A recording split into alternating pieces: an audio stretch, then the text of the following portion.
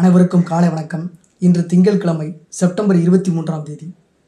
இந்தி கவிஞர் இலக்கியவாதி ராம்தாரி சிங் தினகர் பிறந்த தினம் இன்று. நவீன இந்தி கவிதை இலக்கியத்தின் தூண்களில் ஒருவராக போற்றப்பட்ட தேசிய கவி ராம்தாரி சிங் தினகர் திங்கட்கிழமை செப்டம்பர் 23 இவர் பிறந்த தினம் இன்று. ஒரு பைசா தமிழன் பின்னர் தமிழன் அப்படின்ற ஒரு நூல் எழுதினவர் வந்து அயோத்திதாசர். பீகார் மாநிலம் பேகுசராய் மாவட்டத்தில் உள்ள சிம்ரியா கிராமத்தில் விவசாய குடும்பத்தில் 1908ஆம் ஆண்டு பிறந்தார். இந்த 1908ஆம் ஆண்டு தான் ஒரு பைசா தமிழன் பின்னர் தமிழன் என்று இதழாக வெளிவந்த ஒரு பத்திரிகை இருந்தது. அது அயோத்திதாசர் தொடங்கி நடத்தி வந்தார் என்பது குறிப்பிடத்தக்கது. அந்த வருஷத்தில் இந்த இலக்கியவாதி பிறந்திருக்கிறார். விவசாய குடும்பத்தில் 2 வயதாகும்போது தந்தை இறந்தார். குடும்பம் வறுமையில் வாடியதால் அவர் சரிவர படிக்க முடியவில்லை. பின்னாளில் இவரது கவிதைகளில் இருந்த வறுமை அனுபவங்கள் வெளிப்பட்டன. கவிதைகளில் இந்த வறுமை அனுபவங்கள் வெளிப்படுகிறது. வரலாறு, அரசியல், தத்துவம் ஆகிய இவரது விருப்ப பாடங்கள் இக்பால், தாகூர், கீட்ஸ், மில்டன் ஆகியோர் இவரது ஆதர்ச கவிஞர்கள். சமஸ்கிருதம், மைதிலி, பெங்காலி, உருது, ஆங்கில மொழி இலக்கியங்களை கற்றார். தாகூரின் வங்கமொழி கவிதைகளை இந்தியில் மொழிபெயர்த்தார். பாட்னா பல்கலைக்கழகத்தில் BA பட்டம் பெற்றார். சிறிது காலம் ஆசிரியராக பணிபுரிந்தார். சாத்திர சகோதர் என்ற பத்திரிகையில் இவரது முதல் கவிதை 1925 வெளியானது. விடுதலை போராட்டத்தில் ஆர்வம் கொண்டார். சர்தார் வல்லபாய் பட்டேல் தலைமையில் பார்தோலியில் 1928ஆம் ஆண்டு நடந்த விவசாயிகள் சத்தியாகிரக போராட்ட வெற்றி குறித்து விஜய் சந்தேஷ் வெட்டுச்செய்தி என்ற தலைப்பில் 10 கவிதைகளை எழுதினார். 1928 விவசாயிகள் போராட்டம், பர்தோலி சத்தியாகிரக போராட்டமாக நடந்திருக்குது.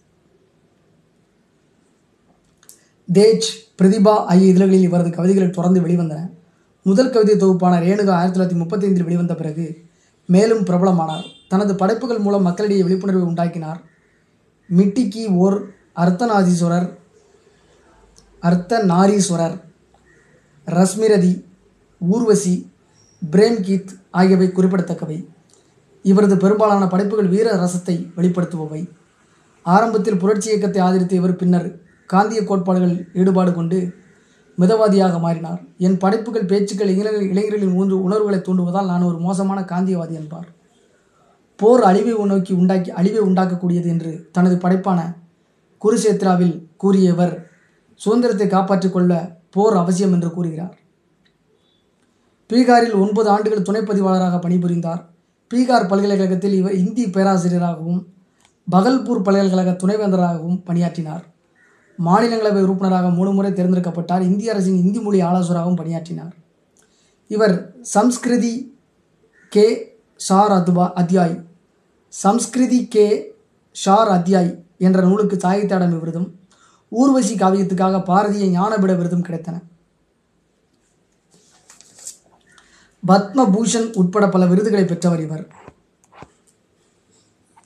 கவிதை, உரைநடை, மொழிகள், இந்தி வளர்ச்சி என 4 துறைகளில் இவர் ஆற்றிய சேவைக்காக 4 ஞானபீட விருதுகள் வழங்கப்பட வேண்டும் என பிரபல கவிஞர் ஹரிவன்ஸ் ராய் பச்சான் இவரை புகழ்ந்திருக்கிறார். புரட்சி கவிஞர், தேசிய கவிஞர் என்று போற்றப்பட்ட ராம்தாரி சிங் தினகர் 66 வயசு 1974ஆம் ஆண்டு மறைந்து விடுகிறார். மாபெரும் ஒரு முக்கியமான ஆளுமை. இவருடைய சம்ஸ்கிருதி கே ஷார் அத்யாய் என்ற நூலுக்கு சாகித்ய அகாடமி விருது கிடைத்தது. ஊர்வசி அப்படின்ற காவியத்துக்கு பாரதிய ஞானபீட விருதும் கிடைத்தது. பத்மபூஷன் விருதும் வாங்கியிருக்கிறாரு. 3 முறை இந்திய பாராளுமன்ற மேலவை உறுப்பினராக, அதாவது மாநிலங்களவை உறுப்பினராக தேர்ந்தெடுக்கப்பட்டிருக்கிறாரு. துணைவேந்தராக இருந்திருக்கிறாரு. பீகாரில் 9 ஆண்டுகள் துணைப்பதிவாளராக, டெபுட்டி ரெஜிஸ்டராக இருந்திருக்கிறார். பீகார் பல்கலைக்கழகத்தில் இந்தி பேராசிரியராகவும் இருந்திருக்கிறார். பகல்பூர் பல்கலைக்கழகத்தில் துணைவேந்தராக இருந்திருக்கிறார். முக்கியமான ஒரு ஆளுமை. தேசிய கவி அப்படின்னு சொல்லி இவர் அழைக்கிறார். பாரதியாரையும் தேசிய கவின்னு தான் சொல்கிறாங்க. இப்படி பல பேர் தேசிய கவிகள் இருக்காங்க. ஒருத்தர் மட்டுமே தேசிய கவியாக இருக்க முடியாது. இன்றைக்கி செப்டம்பர் 23 இவரை நம்ம சந்தித்த மகிழ்ச்சியோட நாளை செவ்வாய்க்கிழமை விடுதலை போராட்ட வீராங்கனை ஒருவரை நாம் பார்ப்போம். நன்றி, வணக்கம்.